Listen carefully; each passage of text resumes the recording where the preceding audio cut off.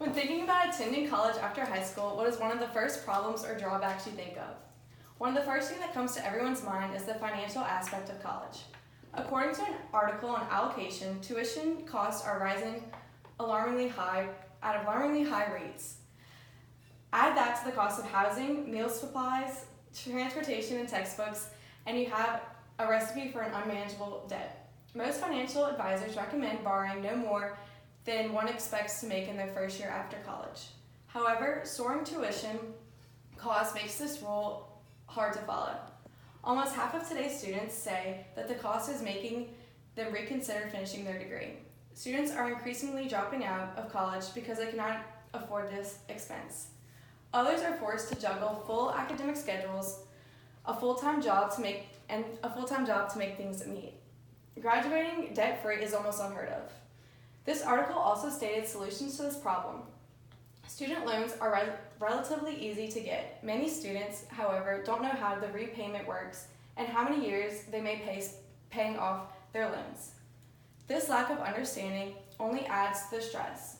An important part of your education is educating yourself about the structure of the loans you take on to pay for education. By making college unaffordable and student loans unbearable, we risk deterring our best and brightest from pursuing higher education and securing a good paying job. Mark Pocan. Speaking from experience, I have numerous relatives that are still paying off their dues and they're in their 40s. People often question, is spending 4+ years in college really worth the debt? This should not be a constant thought of students. The main question I want to focus on is, should higher education in Louisiana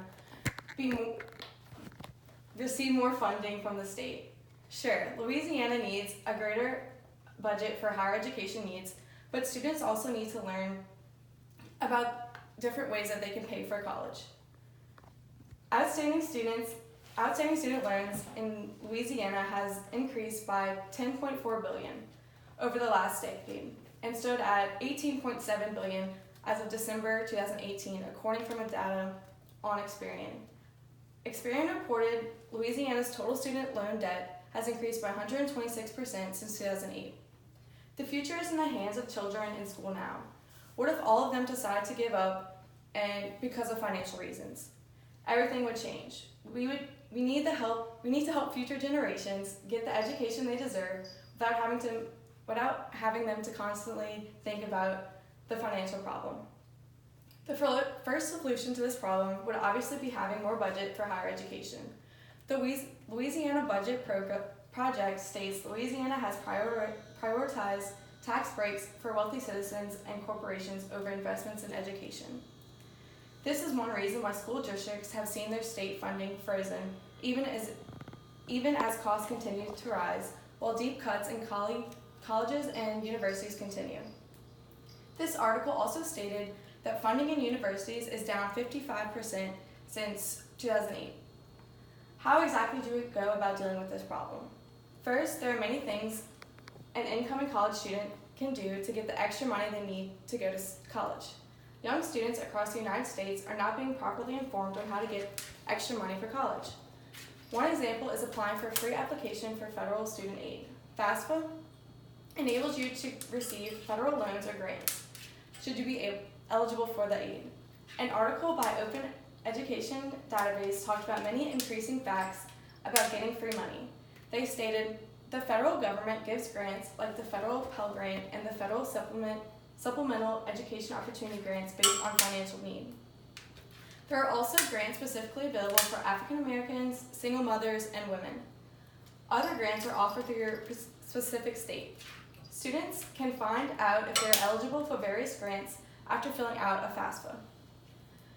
Applying for scholarships is another way to receive funding. The article also stated scholarships are given mostly on a merit basis, but awarded money is also dispersed to students in financial need.